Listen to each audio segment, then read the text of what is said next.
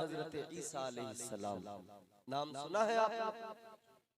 हजरत ईसा अलैहिस्सलाम, अल्लाह ताला ने उनको जिंदा आसमानों पर उठा लिया, चौथे आसमान पर आज भी मौजूद है। और कयामत के करीब हजरत ईसा अलैहिस्सलाम को अल्लाह ताला जमीन पर दोबारा भेजेगा। आप आएंगे, हजरत ईसा अलैहिस्सलाम की तशरीफ आवरी होगी। उनकी शान क्या है, उनका मकाम क्या है? मालो दौलत पे मरने वालों मकाम सुनो, अल्लाह के पैगंबर है। परवरदिगारे आलम ने कुरान मजीद में स्टेटस बयान किया, शान बयान की। अल्लाह ताला ने फरमाया व उबरीउल अकमह वल अबरस व उहयिल मौता बिइज़्निल्लाह। परवरदिगार ने हजरत ईसा अलैहिस्सलाम का मकाम, उनका स्टेटस बयान किया। अल्लाह ने फरमाया उनका मकाम ये है, हजरत ईसा अगर कोढ़ी के जिस्म पे हाथ रख दे अल्लाह ताला उसे शिफा अता फरमा देता है। आप बीमारों को शिफा दे दिया करते हैं। अगर अंधे की आंखों पर हाथ रख दे, फूंक मार दे, उसकी आंखों में नूर आ जाता है। और शान ये है अगर मुर्दे को कह दे कुम बिइज़्निल्लाह, अल्लाह के हुक्म से उठ जा, खुदा की कसम ठोकरों में जिंदगी अल्लाह ने रख दी, मुर्दे भी जिंदा हो जाते हैं। ये अल्लाह ने शान अता फरमाई, ये स्टेटस है उनका। स्टेटस तो समझते हो ना, ये सारे नौजवान मोबाइल हाथ में रहता है ना, आपके व्हाट्सएप पे स्टेटस लगाते हो ना सारे, बोलो रोजाना। जहां भी गए फोटो लिया, स्टेटस लगा दिया, जहां भी गए स्टेटस स्टेटस। स्टेटस का मतलब क्या होता है जानते हो? स्टेटस का मतलब क्या होता है? ताजदारे मदीना के गुलामों किसी भी डिक्शनरी को उठाकर देख लो, पता लग जाएगा स्टेटस कहते हैं औकात को। स्टेटस का माना होता है हैसियत, औकात। तो जब तुम स्टेटस लगाते हो तो पता ये लगा कि आप अपनी औकात बताते हो, अपनी हैसियत दुनिया को बताते हो। अब जो स्टेटस लगाओ तो ये सोच के स्टेटस लगाना कि मेरा स्टेटस मेरी औकात बताएगा। अगर नाचने वाले स्टेटस लगाए तो पता लग जाएगा औकात फकत इतनी है जितना एक बाजा बजाने वाला नाचा करता है। एक रात को नाचने वाला चंद पैसों की खातिर, बस यही औकात है।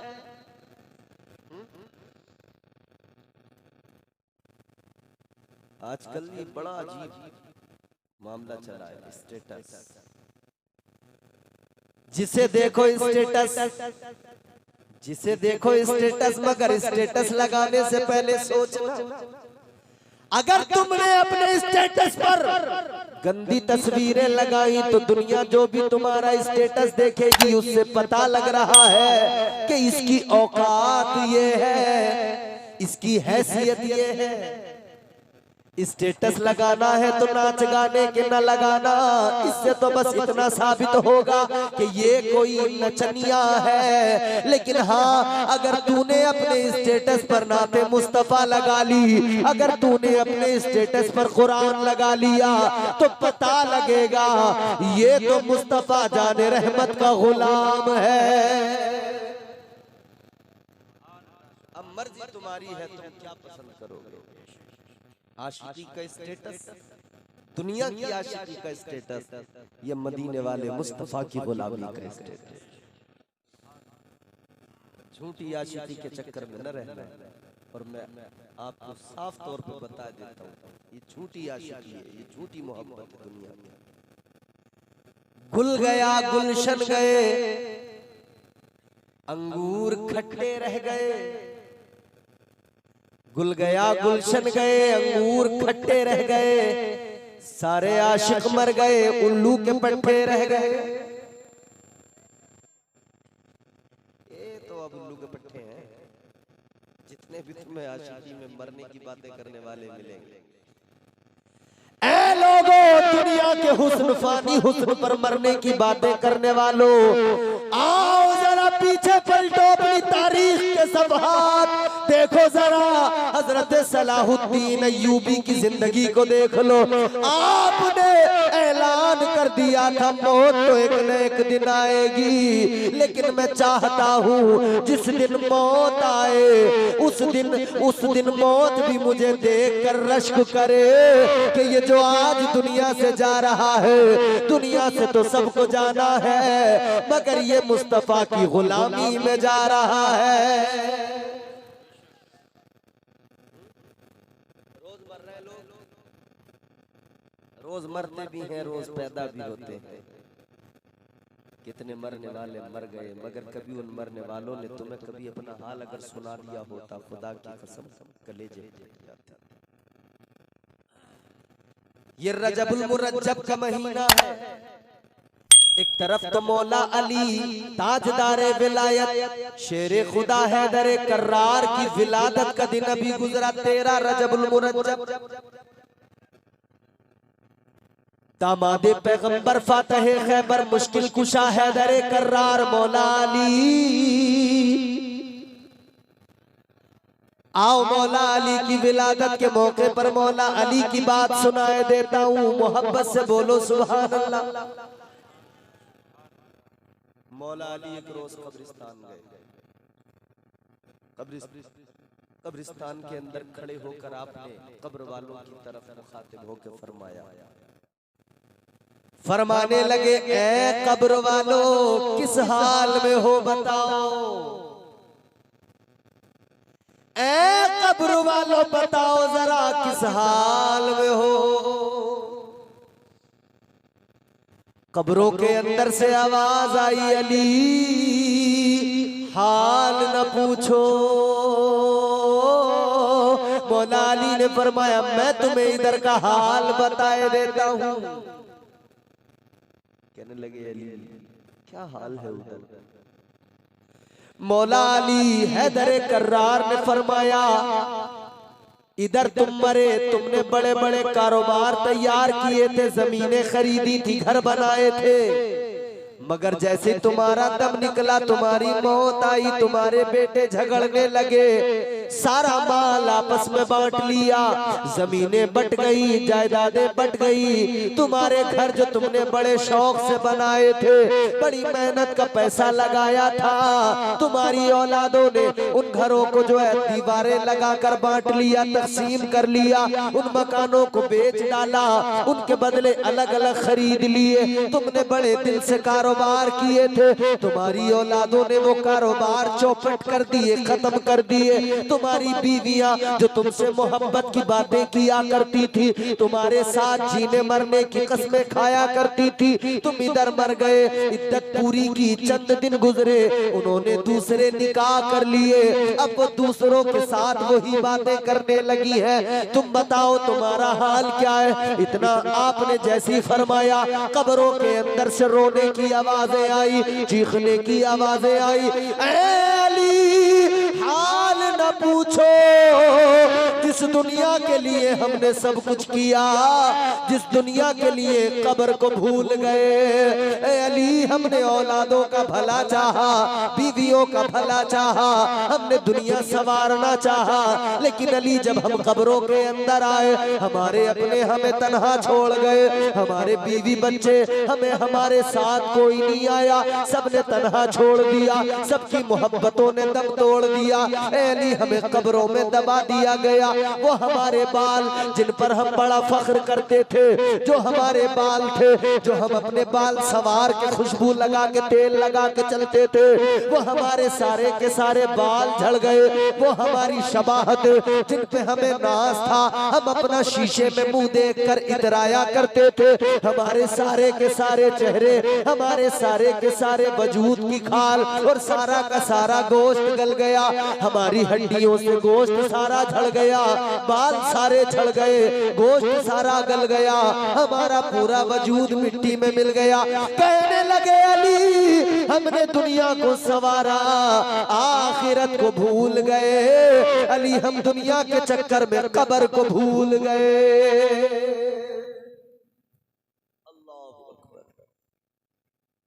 बात समझ में आ रही? मैं ऐसी वाली जरा कम आती है, वो वाली ज्यादा आती है जिसमें मजा हो, कॉमेडी हो,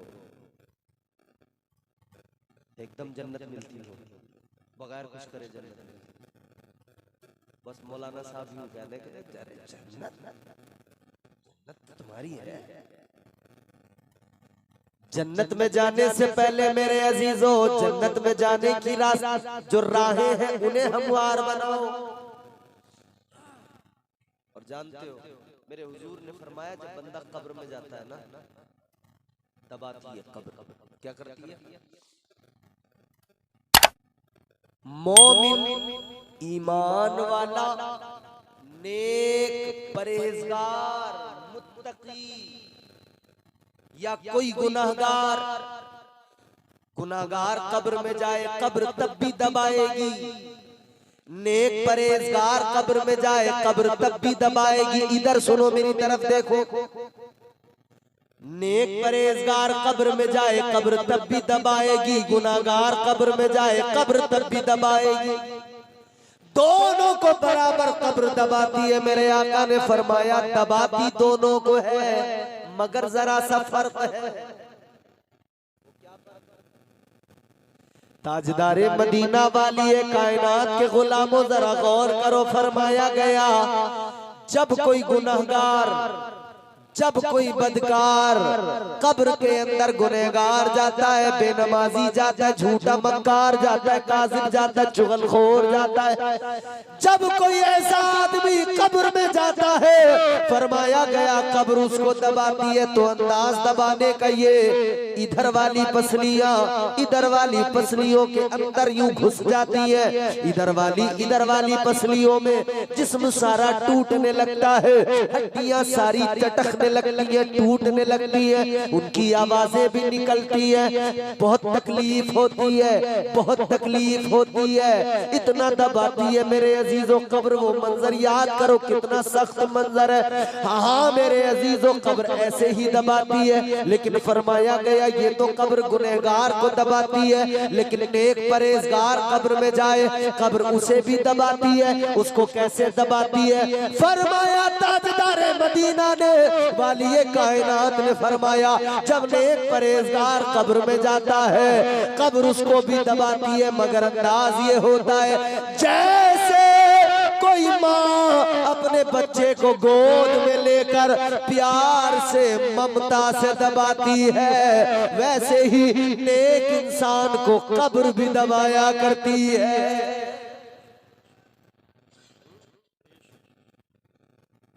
नेक अमल करके जाओगे तो कब्र दबाएगी, मगर ऐसे जैसे माँ ममता के साथ सीने से लगा के दबाती है। दुनियादार बन गए हम, दुनियादारी के चक्कर में सब कुछ भूल गए। गौर करो, मैंने हजरत ईसा अलैहिस्सलाम का जिक्र किया। आज हमारे घरों के अंदर कौन सी चीज मौजूद नहीं? उम्दा टाइल्स भी लगी हुई है, टाइल्स नहीं तो फर्श हुआ है, बेहतरीन मकान तामीर कर लिए, घर के अंदर बेड भी मौजूद है, पलंग, चारपाइयां, दरिया, गद्दे, बिस्तर, लिहाफ, दुनिया की तमाम नेमतें, तमाम चीजें मौजूद है।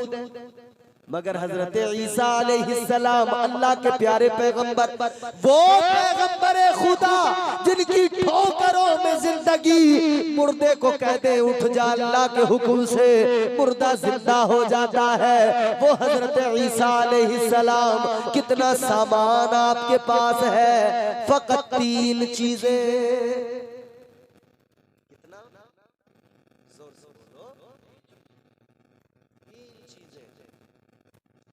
ठंड के मौसम में पानी गर्म चाहिए, दिक्कत हो रही थी तो घर में हमने गीजर लगवा लिया। बोलो, गर्मी में गर्मी ना लगे तो हमने एसी लगवा ली।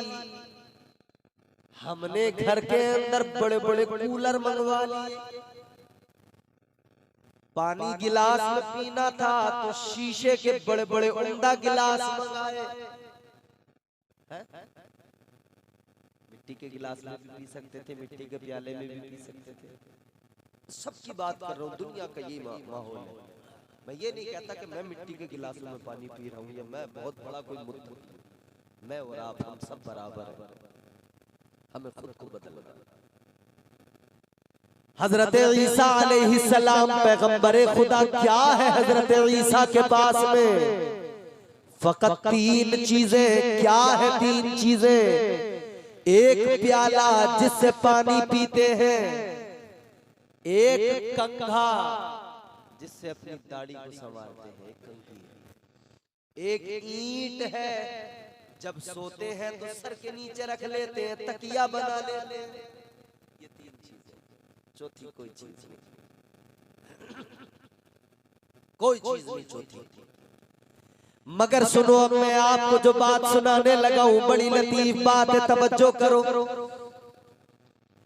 3 चीजें हजरत ईसा अलैहिस्सलाम के पास, एक प्याला, एक ईंट, एक कंघी। एक रोज कहीं जा रहे हैं, रास्ते में आपने एक इंसान को देखा, उसने यूं अपने हाथों का यूं चुल्लू बनाया और पानी अपने लबों को लगाकर चुल्लू से पीने लगा।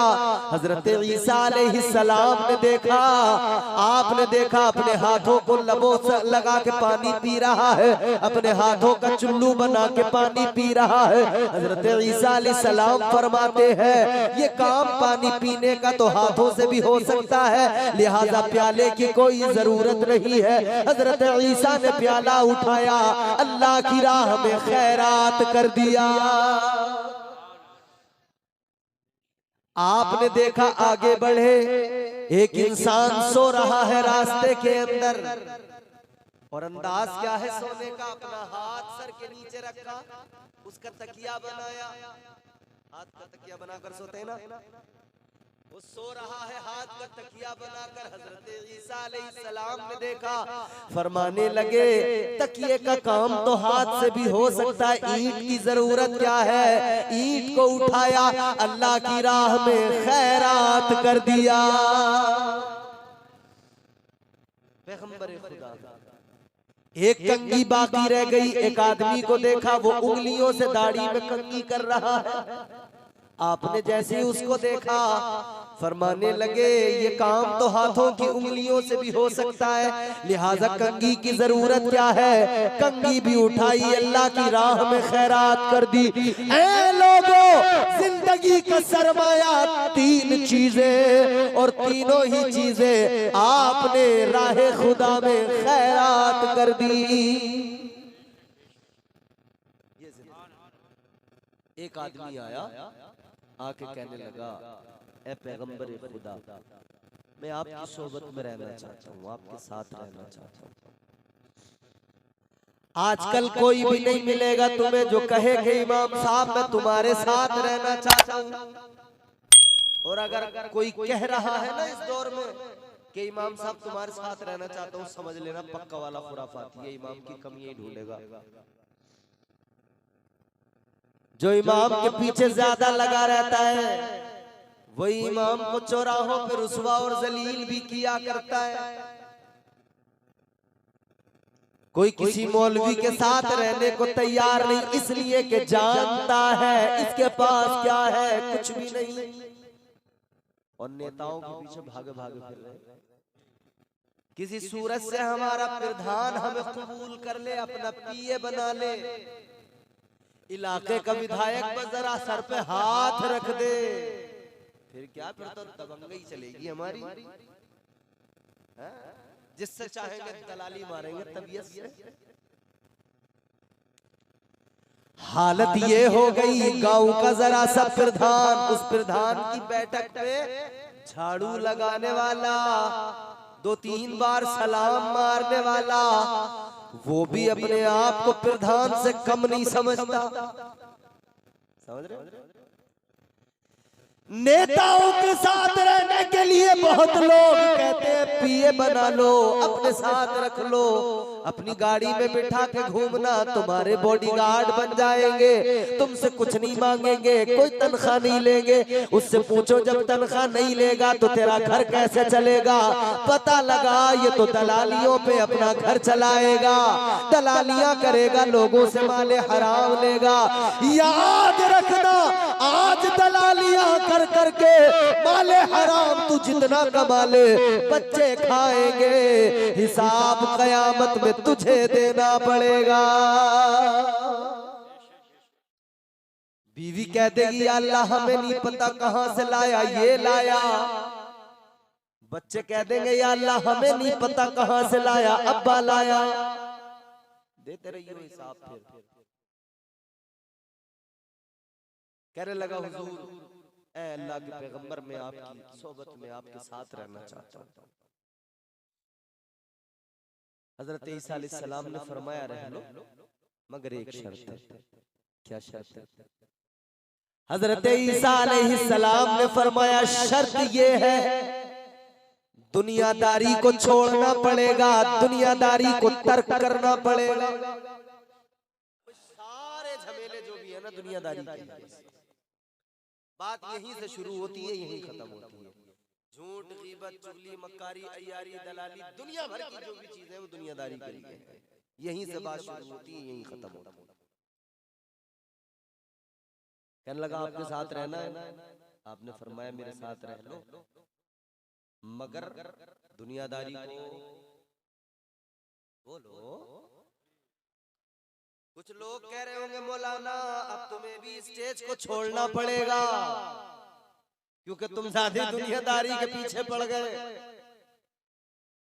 और थोड़ी देर के बाद में हमारा गांव भी छोड़ना पड़ेगा, और तुमने नहीं छोड़ा तो हम छुड़वा के आएंगे, दूर तक छोड़ के आएंगे। नहीं माशाअल्लाह अच्छे लोग हैं, अल्लाह सलामत। हजरत ईसा अलैहिस्सलाम ने फरमाया दुनियादारी को तर्क करना पड़ेगा, दुनियादारी को छोड़ना पड़ेगा। कहने लगा अल्लाह के पैगंबर ठीक है मैं दुनियादारी को छोड़ दूंगा, दुनियादारी को तर्क कर दूंगा। हजरत ईसा अलैहिस्सलाम ने फरमाया ठीक है फिर मेरे साथ रह लो। अब ये हजरत ईसा अलैहिस्सलाम के साथ हो गया। आपने एक जगह एक मकाम पर अपने थैले से रोटियां निकाली, 3 रोटियां। कितनी? 3 रोटियां निकाली। फरमाया एक तेरी, एक मेरी, एक रखी रहने दे। एक मैं खाऊंगा, एक तू खाएगा, एक बाकी है उसको रखा रहने देंगे। एक इसने खाई, एक हजरत ईसा अलैहिस्सलाम ने खाई, एक रखी है। हजरत ईसा अलैहिस्सलाम ने फरमाया मैं भी आता हूँ। जरा सा गए दरिया तक वुजू करने, वापस आकर देखा जो तीसरी रोटी रखी थी गायब। आपने फरमाया भाई वो तीसरी रोटी रखी थी कहाँ गई? कहने लगा हुजूर मुझे नहीं पता। ये बड़ा आसान जवाब होता है। किसी का कोई सामान चोरी हो जाए, चोर से तुम 100 बार पूछ लो, कहेगा मुझे नहीं पता है? घर के अंदर बटुए में 10,000 रुपए रखे थे, 5 निकल गए, 5 बाकी रह गए। घर के एक आदमी से पूछ लिया कहाँ गए, सबका यही जवाब हमें नहीं पता है? कोई कहता तो नहीं है। तो फिर क्या करते? थकार के बोले हो ये ऐसे नहीं मानेंगे, चलो किसी बाबा को बुलाओ या बाबा के पास चलो, चावल पड़वा के लाएंगे। बोले वो पड़े हुए चावल जैसे खाएगा चोर खून की उल्टी कर देगा, खून की उल्टी हो जाएगी, खून की। बाबा के पास चले गए, कहने लगे बाबा 5,000 चोरी हो गए, 5 रह गए, चावल पड़ के दे दो, चीनी पड़ के दे दो, पानी पड़ के दे दो। बाबा बोले अच्छा बिल्कुल। बोले मैं ऐसे पढ़ के दूंगा चावल खून की उल्टी आएगी, नहीं बताएगा तो फिर तुम देखना क्या होगा, पैसे तुम्हारे जरूर मिलेंगे। तो कहा अच्छा क्या करे? का चावल पढ़ के दूंगा। 5,000 रुपए बाबा ने ले लिए, 5 पहले चोरी हो गए थे, जो बाकी बटुए में 5 थे वो बाबा ले गया, बटुआ खाली। ये भी बहुत बड़ा दुनियादार, ये तो खुद अपनी दुकानदारी चला रहे हैं, ये तो खुद इतना बड़ा दुकानदार है मियां। एक बात सुनो मेरी, एक बात मेरी बात जरा सा बताऊं मुझे। कोई आदमी परेशान है, किसी का कारोबार नहीं चल रहा, जिसका कारोबार नहीं चल रहा, जो परेशान है, तो परेशान आदमी क्यों जाता है कि मेरी परेशानी दूर हो। और वो जो बैठा है वो खुद इतना बड़ा परेशान है, वो खुद उधर दुकान पे बैठ के दुआ कर रहा है, अल्लाह परेशान लोगों को मेरे पास भेज दे। यानी उसकी तो खुद तमन्ना ये है कि लोग ज्यादा परेशान हो, मेरे पास ज्यादा आए। ये परेशानियां खत्म करने बैठा है या लोगों की परेशानियां बढ़ाने बैठा है? ताजदारे मदीना वाली कायनात के गुलामों, ये जवाब बड़ा आसान होता है। क्या हुआ, कहाँ गया सामान? कह दिया हमें नहीं पता। हजरत ईसा अलैहिस्सलाम ने पूछा तीसरी रोटी कहाँ गई? बोला मुझे नहीं पता। अच्छा, आपने फरमाया चल फिर मेरे साथ कोई बात नहीं, आगे लेकर चले। आपने फरमाया मैं भी पैगंबर हूँ अल्लाह का, तू बताएगा। आगे लेकर चले। हजरत ईसा अलैहिस्सलाम ने एक मकाम पर रुके। एक हिरन अपने दो बच्चों को लेकर आ रही थी। हजरत ईसा अलैहिस्सलाम ने हिरन को इशारा किया, हिरन रुक गई।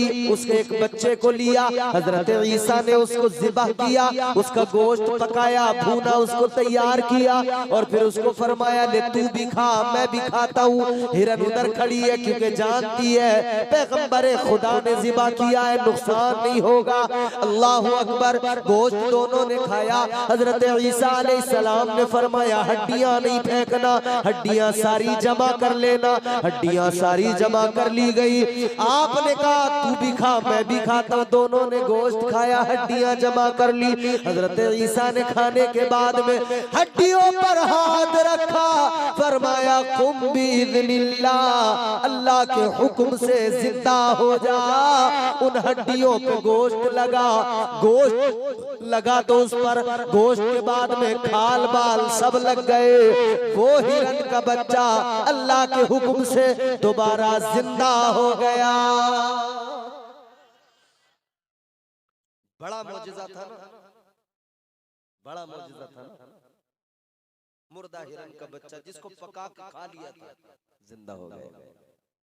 हिरन ने अपना बच्चा लिया, हिरन इधर चली। हजरत ईसा अलैहिस्सलाम ने फरमाया तूने मौजज़ा देखा, हिरन का बच्चा जिंदा हो गया। कहने लगा जी हुजूर।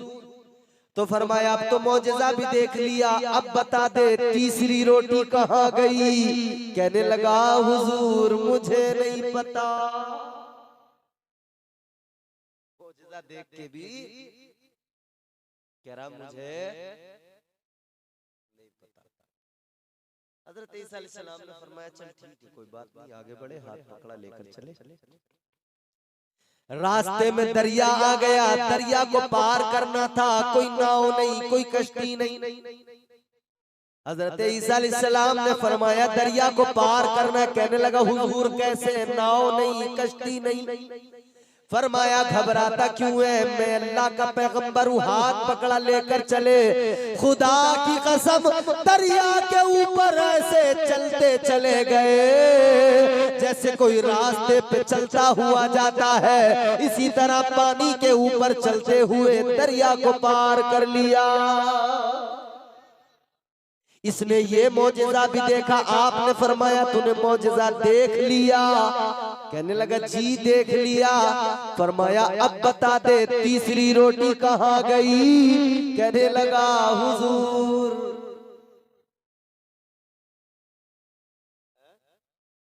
बड़ा ढीठ था, बहुत पक्का वाला, पता ही नहीं रहा था। आपने फरमाया कोई बात नहीं, आगे लेकर चले। रेत ही रेत, रेगिस्तान से गुजर हो रहा है।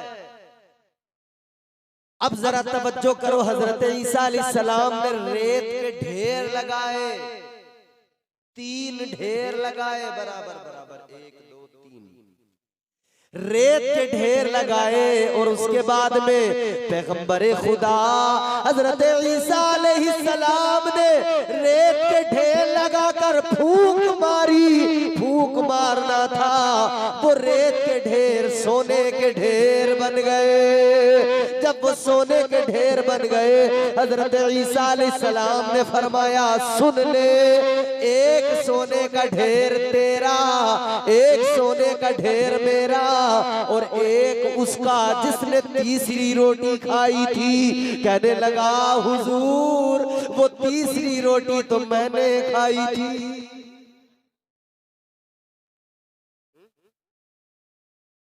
ये दुनियादारी है, बात समझ में आ रही है? इतने बड़े दुनियादार, जब माल दौलत की बात आई तो फौरन कह दिया हाँ मैंने खाई थी। वो तो पहले सोच रहा था कि भाई इकरार कर लिया तो शर्मिंदा होना पड़ेगा, अब इसे पता लगा कि माल मिलेगा इसके बदले, फौरन कह दिया तीसरी रोटी मैंने खाई थी। बात खत्म कर रहा हूं, जल्दी सुन लो मोहब्बत से। हजरत ईसा अलैहिस्सलाम ने फरमाया देख सुन, मुझे माल का क्या करना है, मुझे माल का अगर कुछ करना होता तो जब मैं फूंक मार के सोना बनाना जानता हूँ तो मैं सोने के महल में भी रह सकता था, सोने के तख्त पे भी बैठ सकता था, मगर मुझे माल और दौलत की तमन्ना और उससे कोई मोहब्बत नहीं है, मुझे माल और दौलत की कोई हाजत नहीं है। मैंने तो 3 चीजें थी वो भी राह खुदा में खैरात कर दी। फरमाने लगे मैं इस माल का क्या करूंगा, जब ये माल भी तू रख ले, तू अपनी दुनिया कर ले, तुझे जैसा करना है, तूने दुनियादारी नहीं छोड़ी, तूने मेरे साथ में ये धोखा किया, मगर जो धोखा देता है उसे धोखा मिलता जरूर है, ये याद रखना। जो किसी को धोखा देता है कोई ना कोई उसको भी धोखा दिया करता है। इसने धोखा दिया, हालांकि अल्लाह के पैगंबर को कोई धोखा तो दे नहीं सकता, आप तो सब जानते थे, लेकिन ये इसको आजमाया जा रहा था। आपने फरमाया ये सारा का सारा सोना तू रख ले, मुझे कोई गरज नहीं, आगे बढ़ गए। ये बड़ा मगन था, बड़ा खुश था, मुझे इतना माल मिल गया, इतना सोना मिल गया, अब मेरी जिंदगी बड़ी अच्छी गुजर जाएगी, अब मेरी जिंदगी बड़ी खुशहाल गुजर जाएगी। बड़ा मगन था, बड़ा खुश था, अब बड़े मजे की जिंदगी कटेगी, ऐश की जिंदगी कटेगी। लेकिन ज्यादा देर खुशी न रही, 2 डाकू तलवारें लेकर आ गए, उन्होंने तलवारें निकाली, कहने लगे तुझे कत्ल करेंगे, सोना हमारा हो जाएगा। बड़ा चालाक था ये, क्योंकि दुनियादार एक नंबर का था। कहने लगा भाइयों क्यों कत्ल कर रहे हो, बेवजह कत्ल करोगे, सोना इधर रखा है, चलो तुम भी अपना हिस्सा ले लो, तुम्हारा भी मेरा भी बराबर बराबर बांट लो। डाकू बोला चलो जी बगैर मारे अगर मिलता है बराबर का हिस्सा तो चलो ठीक है, छोड़ बांट लिया बराबर बराबर। 3 डाकू मतलब 2 डाकू एक ये 3 हो गए, और सोने के ढेर कितने, तो का तीनों का एक एक हो गया, डाकू ने बांट दिया। और डाकू जो दूसरा वाला था वो कमजोर सा था, लागा था, वो कमजोर वाला जो डाकू था ना, वो कमजोर वाला डाकू वो इस काम में आता था कि बिस्तर लगा दिया, खाना ला दिया, पानी ला दिया, इन कामों का था वो। तो इन्होंने कहा भूख लगी है, खाने का इंतजाम किया जाए, उस कमजोर डाकू को पैसे दिए, कहने लगे जाओ खाना लेकर आओ, खाना लेकर आओ। वो खाना लेने बाजार गया। अब देखो दुनियादारी क्या है, आज हर आदमी दुनियादार बन गया, भाई दुनियादारी के चक्कर में भाई का दुश्मन बन गया, दोस्त दुनियादारी के चक्कर में दोस्त का दुश्मन बन गया। कितने वाकयात सुनने को मिलते हैं, भाई ने भाई का गला दबा दिया, कितने वाकयात सुनने को मिलते हैं, जिस दोस्त पे भरोसा किया उसी दोस्त ने नदी में डुबा कर मार दिया या गला दबा के मार दिया। कितने वाकयात सुनने को मिलते हैं, रात दिन साथ रहने वाली बीवी ने मार दिया, वो भी किस्सा तुमने सुना होगा। एक लड़की जिसको पाला परवरिश की, उसने पूरे घर वालों को अपने एक आशिक के साथ मिलके मार दिया, उसने सबको मार दिया, छोटे बच्चे तक को नहीं छोड़ा, उसको भी कत्ल कर दिया। किस लिए? दुनिया के लिए। क्या था मकसद? दुनिया ही तो थी। आदमी झूठ बोलता है दुनिया के लिए, गीबत करता है दुनिया के लिए। जिस दिन आदमी दुनियादारी से दूर होगा, दीनदारी के करीब आएगा, खुदा की कसम जिंदगी बदलने लगेगी। फिर दीन के काम अच्छे लगने लगेंगे, फिर मस्जिदों में जाना अच्छा लगने लगेगा, फिर सर झुकाना अच्छा लगने लगेगा, फिर अपना पैसा अल्लाह के नाम पर लुटाना अच्छा लगने लगेगा, फिर गरीबों की मदद करना अच्छा लगने लगेगा, फिर बड़ों से प्यार करना, उनका अदब करना अच्छा लगने लगेगा, फिर छोटों पर मोहब्बत शफकत करना अच्छा लगने लगेगा, फिर अपनों से कमजोर को इज्जत देना अच्छा लगने लगेगा, फिर गरीबों के साथ में भलाई करना अच्छा लगने लगेगा, फिर किसी पर बंदा उंगली नहीं उठाएगा, फिर किसी की गीबत नहीं करेगा, फिर कोई झूठ बोलेगा नहीं, क्योंकि दुनियादारी निकल जाएगी। याद रखना मेरे अजीजों, अब ये आदमी बड़ा दुनियादार था, अल्लाह के पैगंबर के साथ रहा तब भी दुनियादार ही था। अब इस दुनियादार ने क्या किया, इसके अंदर वही माल की तमाम माल का लालच। इसने उस डाकू से कहा, ये जो कमजोर सा डाकू तुम्हारे साथ रहता है, क्यों इसको बराबर का हिस्सा देते हो? ये तो बराबर का काम भी नहीं कर पाता होगा। कहने लगा, हाँ बराबर का काम तो नहीं कर पाता, लेकिन बात ये है, ये मुझे पानी ला के देता है, ये मुझे खाना ला के देता है, ये मेरा बिस्तर लगाता है, इसीलिए मैं इसको भी बराबर का हिस्सा देता हूँ। ये दुनियादार आदमी कहने लगा, ऐ डाकू बात सुन ले, आज इतना माल हाथ आया है, इतनी दौलत हाथ आई है, सारी जिंदगी ऐश में गुजर जाएगी, क्यों एक हिस्सा पूरा उसको दे रहा है? एक काम कर ले, जैसे वो आए हम उसको दोनों मिलकर मार देंगे, कत्ल कर देंगे, फिर सारा माल हम दोनों का हो जाएगा, फिर सारी दौलत हमारी हो जाएगी, सारे माल पे कब्जा हमारा होगा। इसने कहा, बात तो ठीक कहता है। दोनों की प्लानिंग हो गई, दोनों का मशवरा हो गया। जब नियतों में खोट होती है, जब दुनियादारी इस दर्जा गालिब आ जाती है, जब धोखा देना आदत और फितरत में शामिल हो जाए, तो फिर धोखा उठाना भी पड़ता है, फिर धोखा खाना भी पड़ता है। इधर वो खाना लेने जो गया था, वो कमजोर वाला, उसने भी सोचा, उसके भी दिमाग में ये बात पैदा हुई, वो भी सोचने लगा, कब तक इसका बिस्तर लगाऊं, कब तक इसके लिए खाना लाऊं, कब तक इसके लिए पानी का इंतजाम करूं, कब तक इसकी नौकरी करता रहूं। सोचने लगा, आज इतना माल मिला है, आज इतना माल है, अगर सारा मेरा हो जाए, सारी जिंदगी बैठ के ऐश के साथ गुजार लूंगा, सारी जिंदगी मजे में गुजर जाएगी। इसकी भी नीयत डगमगा गई। इसने कहा, चलो खाने में जहर मिलाए देता हूँ, खाना खाएंगे दोनों मर जाएंगे, माल सारा मेरा हो जाएगा। इसकी भी नीयत बदल गई। इसने खाने में जहर मिलाया, खाना जैसे लेके आया, इसने खाना उनको दिया।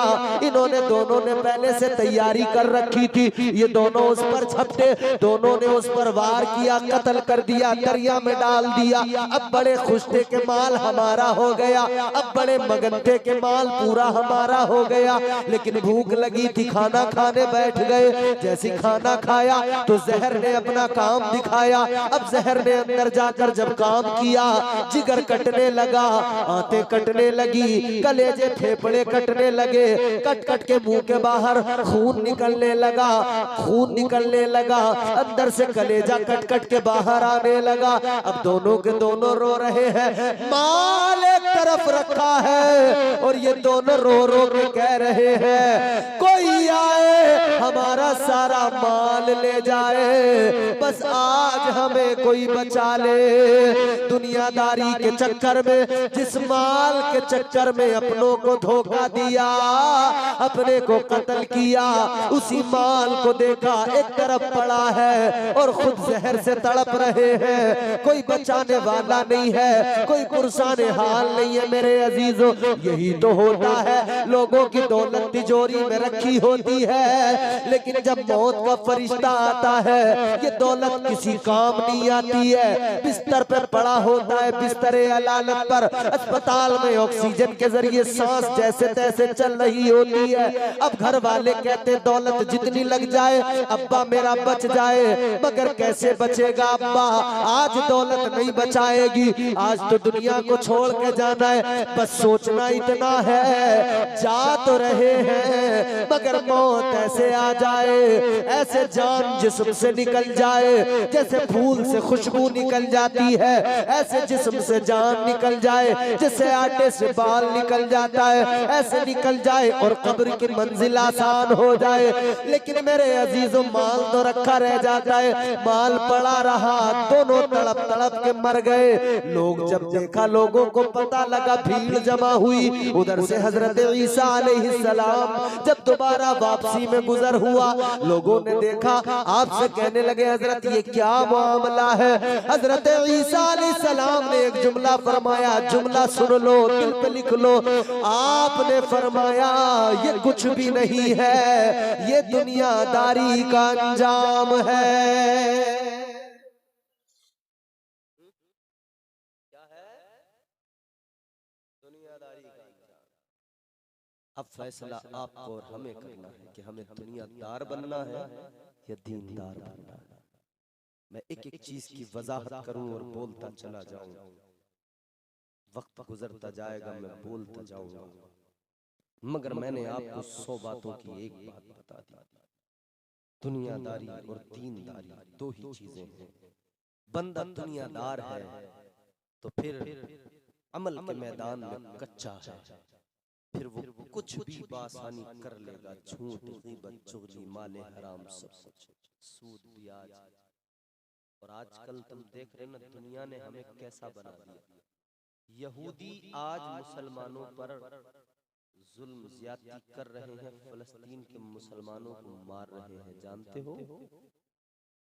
ये यहूदी इतना स्ट्रॉन्ग कैसे हुआ, इतना मजबूत कैसे हुआ? दुनिया भर में यहूदी हैं तो बहुत थोड़े से, ये तो आप जानते हो ना। इजराइल कितने हैं? बहुत थोड़े से, बहुत थोड़े से, मगर इनकी पावर जानते हो? पूरी दुनिया इनके कंट्रोल में है। थोड़े से यहूदी दुनिया इनके कंट्रोल में कैसे? जितनी बड़ी बड़ी कंपनियां हैं सब इनकी, जितने प्रोडक्ट हमारे दरमियान आ रहे हैं, हम अपने घरों में इस्तेमाल कर रहे हैं, सारे यहूदियों के। बड़ी बड़ी कंपनियां यहूदियों की। कैसे हुए इतने स्ट्रॉन्ग? एक सिस्टम था जिसने इन्हें स्ट्रॉन्ग कर दिया, और वो सिस्टम जब तक तुम खत्म नहीं करोगे तब तक इनकी कमर नहीं टूटेगी। वो इनकी रीढ़ की हड्डी है, और वो सिस्टम सूद का सिस्टम है। जिस सूद और ब्याज के सिस्टम ने मुसलमान को कमजोर बना दिया, यहूदियों को ताकतवर बना दिया। अगर मुसलमान अहद कर ले, मैं सूद ब्याज से बिल्कुल दूर हो जाऊंगा, यहूदियों की कमर टूट जाएगी, कमर टूट जाएगी। पैसा तुम्हारा होता है, मजा साहूकार का आता है। पैसा तुम्हारी मेहनत का होता है, दुनिया भर का पैसा होता है, और मजा ये यहूदी लेते हैं उस पैसे का। सूद ब्याज बहुत बुरी बला है, और आजकल इतना आम है, गांवों में समूह बन रहे हैं, औरतों के समूह बन रहे हैं, कह रही है भैंस खरीदने के लिए हम कर्जा ले रहे हैं। अभी पीछे इतना बड़ा स्कैम हुआ है कि औरतों की इज्जतें दांव पे लग गई। आपने अगर ये नौजवान है यहाँ पे, इन्होंने मोबाइल चलाते न्यूज पढ़ी होगी आपने, कितनी औरतों की इज्जतों की नीलामी हो रही है इस सूद के सिस्टम में। कितने नौजवान मोबाइल एप्लीकेशंस पर यूं ही किसी से जो ऐड देखते ना कि यहाँ से लोन ले लो 5,000, 10,000 का, 20,000, 50,000 का, वो ले लिया, और फिर उसके बाद में ऐसी जान जंजाल में पड़ जाती है, ऐसे मुसीबत में फंस जाते हैं कि निकल नहीं पाते। एक वाकया मैंने पढ़ा था न्यूज में, उसमें ये था कि एक आदमी ने इसी वजह से खुदकुशी कर ली। ये ऐसा चाल है जिसमें से बंदा निकल नहीं पाता। ताजदारे मदीना वालिए कायनात मुस्तफा करीम ने फरमाया, आखिरी बात सुनो, गुफ्तगू मुकम्मल है। मेरे आका ने फरमाया, वालिए कायनात ने फरमाया, जब आका मेराज पर गए, ताजदारे मदीना ने जहन्नम को देखा, जहन्नम में कुछ लोगों को देखा। मेरे आका ने देखा कुछ लोगों के बड़े बड़े पेट है, कितने बड़े बड़े। आका फरमाते इतने बड़े बड़े, जितने बड़े बड़े लोगों के मकान होते, लोगों के घर हुआ करते। ताजदारे मदीना ने फरमाया, इतने बड़े बड़े पेट उन लोगों के, और उनके पेट के अंदर सांप, जहरीले बिच्छू बिच्छू जहरीले जहरीले जानवर है जो उनको मुसलसल डस रहे हैं, वो तड़प रहे हैं। अल्लाह अकबर। मेरे आका ने फरमाया बुलबुले सिदरा से, ऐ जिब्राइल ये कौन लोग हैं जिन पर ये सख्त अजाब हो रहा है? ताइरे सिदरा कहने लगे या रसूल अल्लाह ये वो लोग हैं जो दुनिया में सूद का पैसा खाते थे।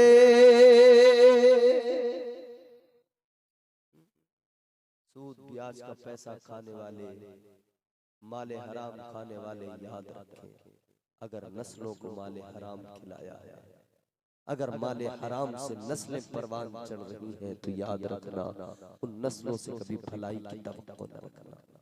दीन पे कायम रहो। इंसान नुकसान में है, फायदे में वो जो ईमान ले आया, फायदे में वो जिसने आका की शरीयत पे अमल कर लिया। अमाले सालिहा इंसान की जिंदगी को बनाते। अल्लाह ताला मुझे आपको हम सबको नेक अमाल की तौफीक अता फरमाए, परवरदिगार सिराते मुस्तकीम पर गामज़न फरमाए। अस्तगफिरुल्लाह रब्बी मिन कुल्लि ज़ंबि व अतूबु इलैह। कलमा शरीफ पढ़े ला इलाहा इल्लल्लाहु मुहम्मदुर रसूलुल्लाह व मा अलैना इल्लल बलाग। अस्सलामु अलैकुम व रहमतुल्लाह।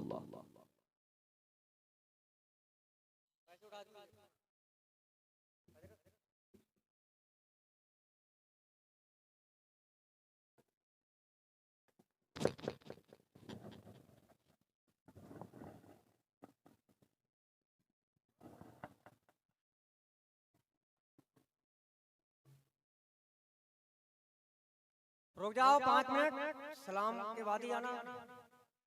तबर्रुक भी है। तमाम बिरादरान इस्लाम अस्सलाम वालेकुम। एक बार दूसरी पढ़िए अल्लाहुम्मा सल्ली अला सय्यिदिना मौलाना मुहम्मद व सल्लम। सलातो वस्सलामु अलैका।